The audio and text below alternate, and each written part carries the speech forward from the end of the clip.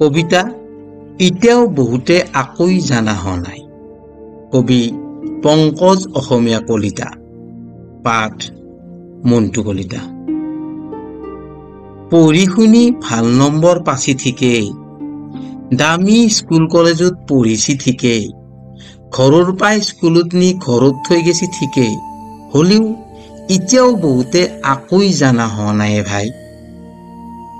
দামী গাড়ী কিনছি, চলাবা লাগে চলছি, সিগনেল বুজি নাপায়, মাজত সুমে দিবে লাগে, যতি ততি হৰাণ বজাব লাগে, কাকো চাইড দিবে নালাগে, ঠেলি হিচি আগত যাব লাগে, ৰেলগেট পৰি থাকিলেও ৰং চাইডত সুমে দি ৰখি থাকে, এম্বুলেন্স মাজত ফচি থাকে, দেখিও বাট এৰি নেতে।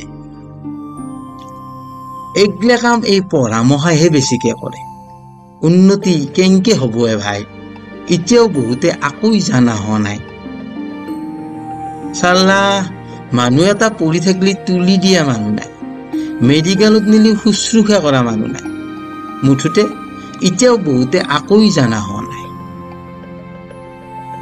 শিক্ষা লচি টকাৰ পিছত পৰি গেছি, কোনোই কাকো নামনে।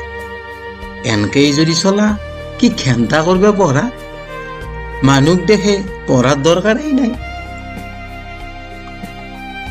যিমান জানা দেখিলেও, যিমান মাষ্টাৰ হলেও চব টকাৰ পিছত, টকাই চব হেন্ধৰ মতে। গতিকে যি দেখা পাছো, যি বুজি পাইছো, ধুন পেচ কৰাৰ বাহিৰে, আনক দেখে ফুৰৰ বাহিৰে এতিয়াও বহুতে আকৈ জানা হোৱা নাই, আৰু বহুত বাকী।